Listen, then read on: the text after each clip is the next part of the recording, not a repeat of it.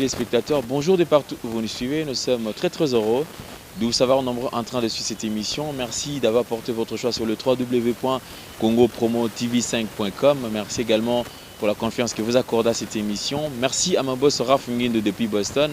Merci à la réalisation de Gianni Célèbre Image. Merci à Cordon Serge Piana. Merci également à LM22, Lisette Moutélé, ses points d'interrogation. Merci à Yafredi Mal et tous ensemble. Merci à Maman Louise Maman à Denver, à Colorado. Il y a Doudou qui a comme Métron à Grenoble. Notre maman Dorcas Lila. Merci à Disha Kalambi. Nous penserons à Médé Mackenzie. Un grand merci également à Platini Chimpamba, Joël Mouya Dior, coiffeur vedette. Merci à Lauriane Japon. Merci Nabandeko tout, ou ya Roger Deimampuya, Nabosaniote. Je penserai également à Yagabi Mbouta, moi, Mzombo, na Irlande, na Diblin, na Cordof. Voilà, très chers amis téléspectateurs, aujourd'hui nous allons recevoir un artiste. Il s'agit bel et bien de celui qu'on appelle Arnaqué Arkeli, numéro 10 et match du groupe Wenge Musica Maison. Et on se retrouve tout juste après. Voilà, très chers amis téléspectateurs, comme nous vous avons annoncé que nous allons recevoir un artiste et musicien évoluant au sein du groupe Wenge Musica Maison Mère qui n'est plus à présenter, un artiste bourré de talents. Il s'agit bel et bien de celui qu'on appelle Arnaqué Arkeli et avec qui nous aurons à parler en lieu et large par rapport il y a Evrenae et puis par rapport aussi à déplacement puisqu'il va au voyage, fraîchement du voyage, bah au saison en Moka, et puis tous les détails par rapport à séjour na bango na Kenya et puis Arnaqué, bonjour. Bonjour journaliste azana notion pena ya journaliste parce que na landaka on appréciera yo na tala émission na yo o ele kana na netste o ele kana na ndenge na so ba chaîne na biso ya kin mais na profiter na pesa mbote na batutu bazolandanga na Paris nazomona Sele Fumu de Paris nazomona Zila venanga Zila Papi na Lyon Zila Papi na Lyon et puis nazotala wana nazomona yemoko le boss le patron Pito Lukaya en direct de Kampala, elle m'a dit le direcab donc il te reprend na sepeli ya trop ndenge mikolo nazolonga na olinga na longa moi 10 mikolo nazobakisa kombo mo boye mais Eroya mais tout ça on a 10 quoi. Voilà. Ekoya donc avec le numéro 10 du groupe Wenge Musica Maison Mère, Arnaqué Lelo, Tobi qui est boti fraîchement du voyage. Mais quand on a conseillé la bisona no moi bref lisolo bref séjour na bino na Kenya il est qui ndeni. Ouais, voyage à Kenya l'équipe bien. Et l'équipe vraiment très bien to kutana na ba Kenya. C'est-à-dire na Nairobi wana to vandaki wana to sali une semaine to kendaki Kisumu et dans le village natal il y a le président Barack Obama. Donc Igor le roi de la forêt profiter qui peut na ndenge parce que Igor za na fondation na ye kozoma ba contact na la grande mère à Obama pour na yo ebika na mambo ya fondation na bango il faut ba aider ebika Igor za ambassadeur de la paix et puis aida rabatu et bani déjà connu quoi. Voyage l'équipe bien batutu bayamba ki biso na Kenya nazomona Kelvin Senkoi na biso deux fois te muta menga na Kenya koleka ya zati Kelvin Senkoi azalaki ye moko tazaki na Yves Konde nazomona pe ye moko Paulin Wanga immortel azalaki wana pe et puis le professeur Julien Yale batutu bayamba ki biso bien to betaki et puis chose étonnante omoni na Kenya wana balobaka anglais na Kiswahili na monoko na bango moko boye parce que bazo reconnaître pena que Arkeli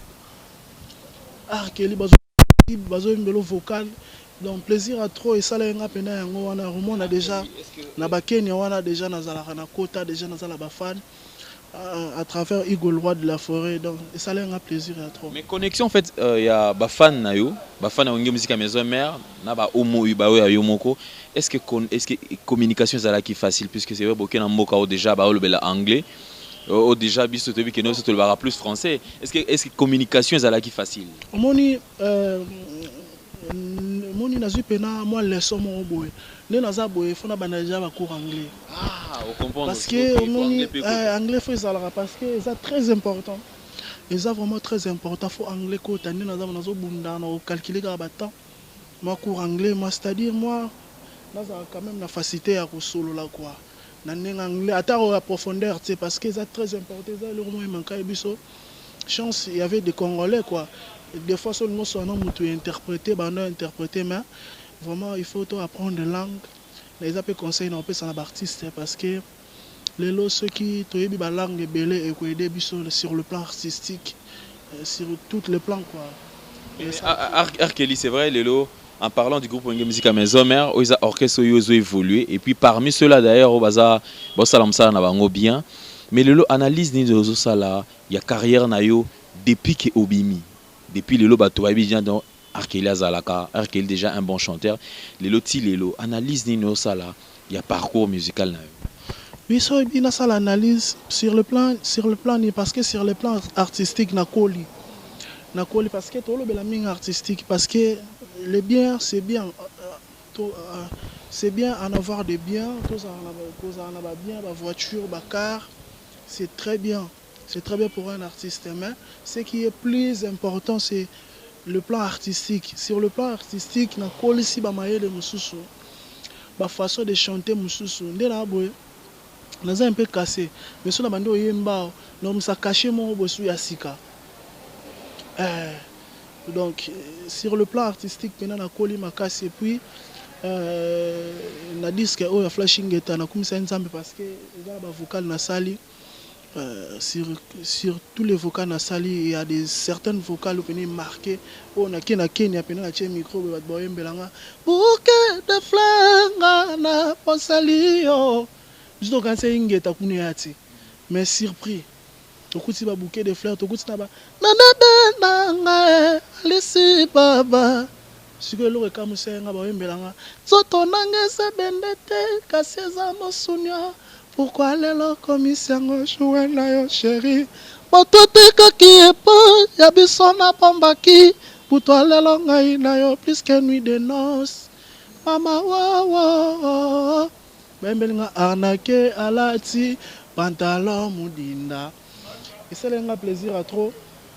Et puis tu comprends que Wenge, tu kota déjà kuna ba côté kuna déjà kala. Tant que tu zomba banze moneti ba kofi aina, tu zomba neti ba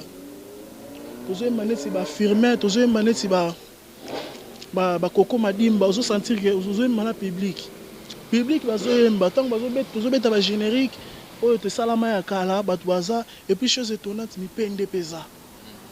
Donc eza na komisi nzambe parce que monde bamboka wana po ba reconnaître ezala qui ezala vraiment facile te ko sa promotion na bamboka libanda école c'est pesinga mama ele moko boye na apprendre anglais et ça langa pe bien et ça vraiment bien c'est vrai Arnaqué je pense que toujours tout par rapport il y a parcours na yo toujours né les autres travailler mais tout à l'heure tu le bakeno par rapport ya ba voko na yo oyo sala ki oyo ki déjà pas bande comme so yemba par rapport à la communication cela veut dire que déjà c'est bon par rapport aux résultats.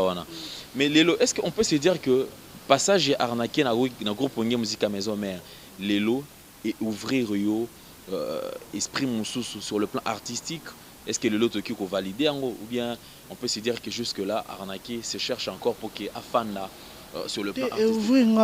Et ouvrir ma casse moni ko sala neti nzembo c'est pas facile hein. Je te jure c'est pas facile. Et puis ya ko poni musique on a tia liboso wana ezangam na tia bashaka moto mayele wana nini ba technique wana artistique wana donc école singa sur le plan artistique na ça na bombe puis na comicité na micomicité ndé na minute ndo tozabo na Wenge Musique à Maison Mère c'est-à-dire cacher orchestre na mu de pesa solo mo beso na oyemba ker sentir bena que cacher yango wana ya mouvement. Quel est le secret oyoyo zanango pour que les tout le baki arnaqué puisque en parlant ya babiloko et les cas déjà kala tu vas artiste émission va nema likolo azana na Maison Musique à Maison Mère yo à ma grande surprise que chant mutu chant ba deux personnes oto baki à l'époque héritier na Ferrigo là ba yemba mais yo mutu moko oso yemba yango oyemba vocal oyo partir oyo ezalaka nini kolakisa sa performance que non Arnaqué aza capable ya kosangisa ba artiste nyonso mibale wana ou bien ezalaka peut-être yo moko osepelaki que non obanda oyemba parce que nze monana franchement eza grâce nzambe mutasalaki apesaki eza grâce nzambe mutapesa moni mama mutu tobotama nango un les grands journalistes moni tant na loba naza 10 match na l'équipe ya ti nazaka 10 match nazaka 10 ya Wenge par rapport ya capacité. C'est-à-dire, moi, je suis dans un podium, c'est-à-dire que si on c'est-à-dire, si on a déjà, les capena la plante l'équipe.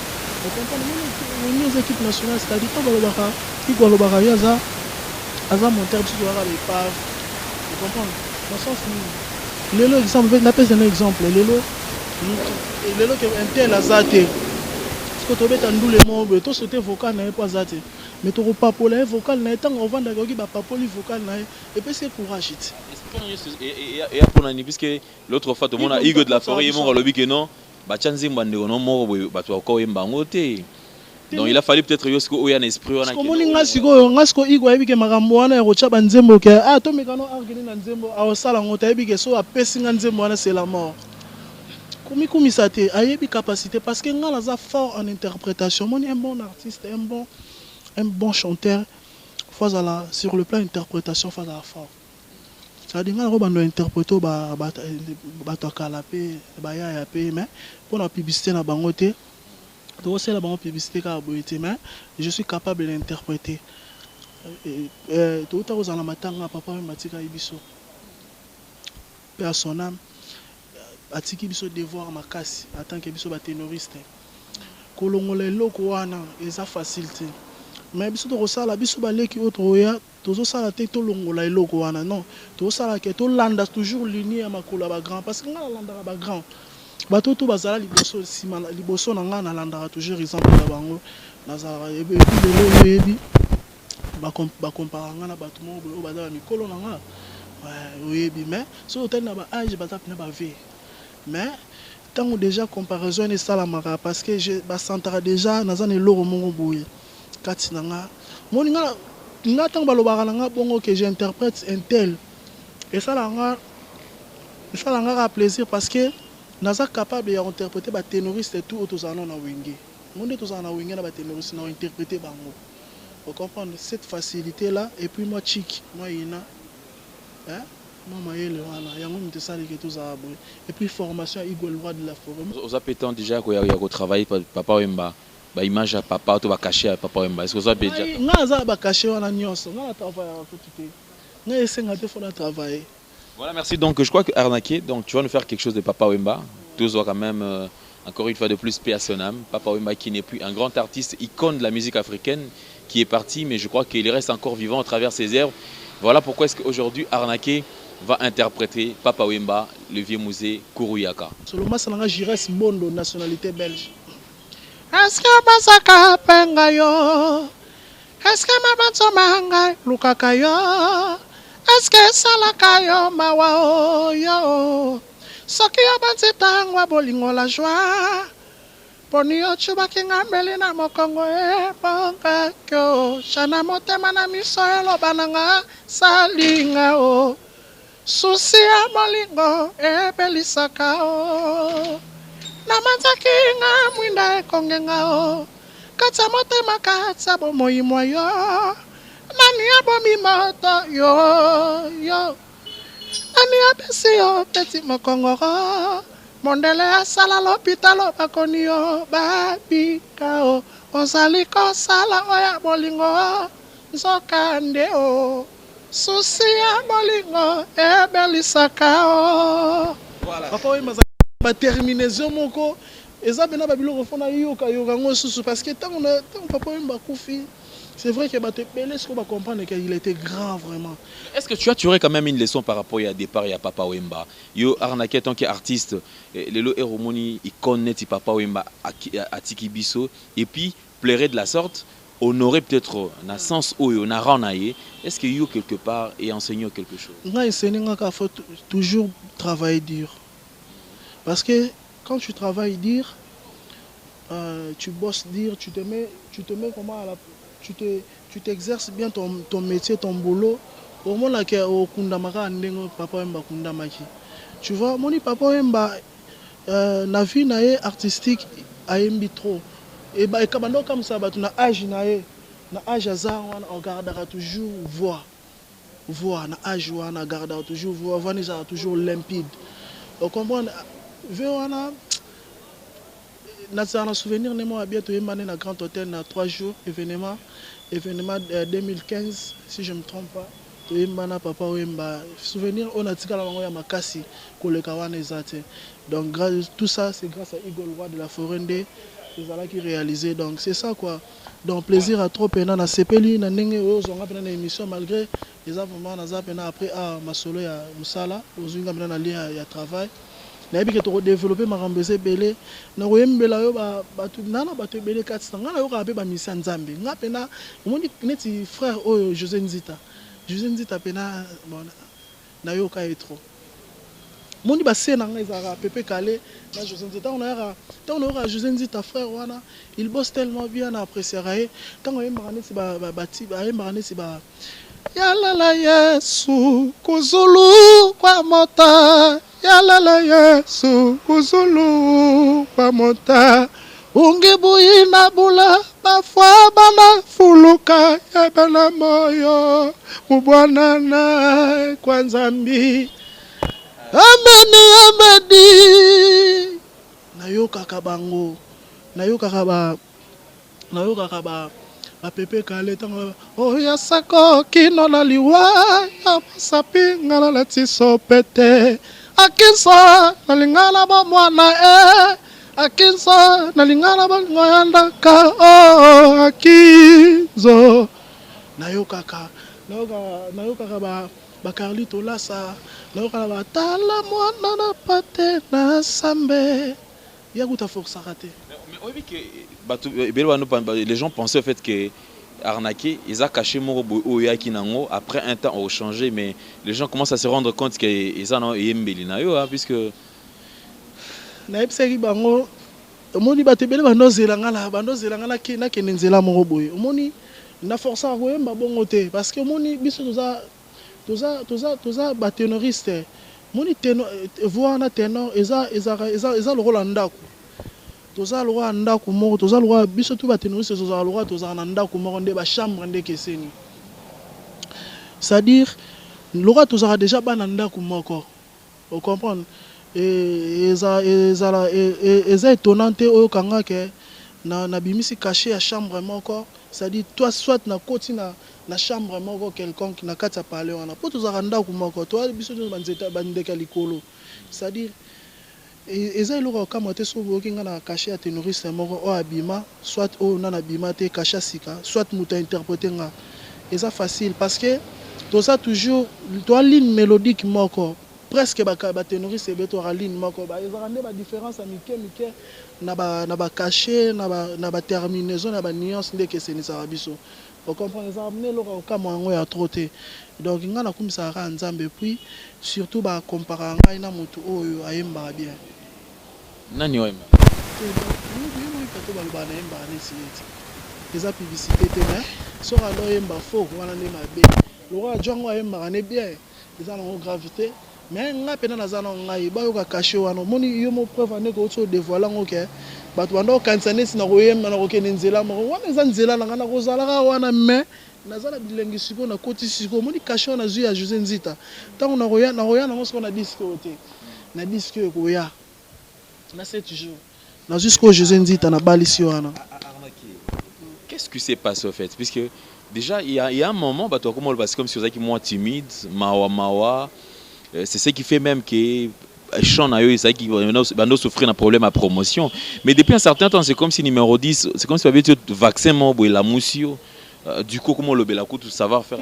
Écoute, mon ezaki bon c'est par rapport à son amina loba bien par rapport au moni nazaki na problème moko ya mutu na yembela nzembo tomona na te c'est-à-dire Igwe mtape sangaye vous comprenez nazaki na contact na été et senga na zo temps ya koluka parce que ba homme d'affaires bazara toujours en voyage okoza pe na numéro ne mo benga ka yo so ka été mais gloire à Dieu na koma lelo so na pito luka ya ngomoni ke na sala na relever un peu pente na sauver promotion ya nzembo nanga et puis nzembo na déjà ça bien batu ba pressa ngo par na ba concert partout au livre ba concert le ça nga plaisir que tant on yemba ngo quand même ba yana ba partie on a tchara le micro public et répondre nga déjà le plus important c'est ça mais nzembo aussi était promotion il faut continuer à kaka nazo bunda to aussi kenyat nazo bunda susu moi TV ko la musa susu j'ai ce penza masungi to changer sous clip asika To sali sous clip mususu to tiki parce que to yem to ça sur disque sikote. Album na biso eza le sikote. Vous comprenez? Et on a vu ça ba tout ba soutenir ngai ba tout neti ba pour les Catalans Sheraton bocha maboko bola musapena jeke jango ezonga pena kitoko ezala pena en forme tozo musama solo nzembo pena ezonga so en forme parce que ba tout belé pe bazo bimisa ba bundaka na banzembo wana parce que eza banzembo moko eza ba chef d'œuvre tozo pena ta rosalango tozo pena ta rosala ebi que c'est le fumu de Paris venanga ebine masolo ezokende eza nango eza kitoko quoi. C'est ça quoi, là par rapport à répondre par rapport on a repéré ça peut mbote na bijou elembe moi c'est à Pembe bon séjour on a Paris na ebi que ozonga kitoko t'inquiète kala mingi te to komona na bijou elembe. Voilà, merci Arnaqué. Je pense que nous allons nous séparer puisque c'était question de simplement te faire comprendre Batou. Mais oui, toujours si ça s'y coupe pour que continue à Koyemba. Mais Arnaqué, nous sommes très suivis de côté de Londres. Merci à LM22, je disais mon télé ici. Merci à tous ceux qui sont en train de nous suivre partout de Kinshasa. Fajongaï, Lanzambia, Mbali, petit frère propre, Nanengagé. Et nous signalons également l'arrivée Naomi Congo qui arrive très bientôt pour mon avec Kalamingité. Une nouvelle révélation à ce Kalamingité. Bon, comme d'habitude, puisque yo mikolo mambachan. Hello mon mikolo c'est vrai que bicho elembe otelemela bolingo na ngai lokola liwa kotelemaka na vie moto sambe linganga na buto bango ba nongala batongwe oyo elembe angama uwera nalingaka yo yebie pourquoi ozosalanga boye ozosalanga sentiment boye salaka te bebelanga chanema na bolingono bijou elembe bolingo koma basangana koma jidokara kobeta likofi te noki na beto ipol kitoko komisangako loba na solo bébé ozawa pied on les a ba caché sika na on a disque la 7 jours de la semaine ba tous la 7 jours de la semaine les albums moko boye ba leader rebelle ba oza surtout pour makambo Hugo le roi de la forêt c'est un album wana ba s'attendre na ngoti na limite ba na idée wana ba na boule wana ke to sala makambo to sala wana donc la musique la relève la musique congolaise encore une fois 7 jours réseau ya. Voilà, nous signalons c'est l'arrivée de cet album 7 jours de la semaine. Donc vous arrivez pratiquement à la fin de cette émission. Voilà, donc je crois que nous allons nous séparer avec Arnaqué, puisque voilà, donc fraîchement de Kenya. Arnaqué, nous allons nous séparer. Bah, dédicace, puisque tu as vu que nous bolingo banda. Oui, on a repéré ça mbote na Titika Yembe à faire des millions. Bah lobby si ma famille ben dans la mekabo na raté Titika Yembe à faire des millions. Motema Rachel Monjo. Et puis na pesimbote na Kelvis Nkoi pour les wanga immortel na Bosani TV na pour les Catalans Sheraton Djibol Mbala masana Djibol Mbala boutique le noir Djibol Mbala na Bosani TV na tout seul Lutangazo mon vieux en direct de Canada immigration na yo mutokanga yango tout seul Lutangazo venanga Jento Sigalo na ebité ozobenga te venanga Pito Mavungu Diezola London batutu balinganga le fils sage mulele masana ngai Erichi kanga le styliste on les a ba staff nanga ya Paris nazomona vient nanga c'est le fumu de Paris donc plaisir à trop. Entretien, c'est par ici que nous mettons point à cette émission, mesdames, messieurs. Merci à vous qui avez choisi le www.congopromo.tv5.com. Merci à mon boss Raph Ngindou depuis Boston. Merci à la réalisation de Gianni Célèbre Image. Merci à Serge Jean-Pierre Cordon. Merci à LM22, je disais mon télé ici, point d'interrogation. Merci à Freddy Mal et tous ensemble. Maman Louise Mamba na Denver, na Colorado. Lando Muzinga na Rennes. Il y a Gabi Mboutamo na Muzombo. Il y a Roger Dey Mampuya. Merci à Platini Chimpamba. Merci à Dishakala Mimote Magui Foukiandi. Merci à Amédée Mackenzie. Merci à Joël Mouya Dior. Motema Lauriane Japon. Merci Nabaneko tout Obazola Nabiso. Eric Bercy Hollande Yahweh à Lyon. Merci Nabandeko tout Obaza fidèle l'émission Oyo. Merci Nabandeko Oyo nous toi soutenir l'émission. On reprend également Dadi Mavungu, Ange Nyangasa, Nabosaniote, Schwarzenegger. Bandeko tout Obaza attention par rapport à cette émission. Je pense que c'est par ici que nous allons nous dire au revoir. Portez-vous bien, bye bye, à la prochaine, ciao.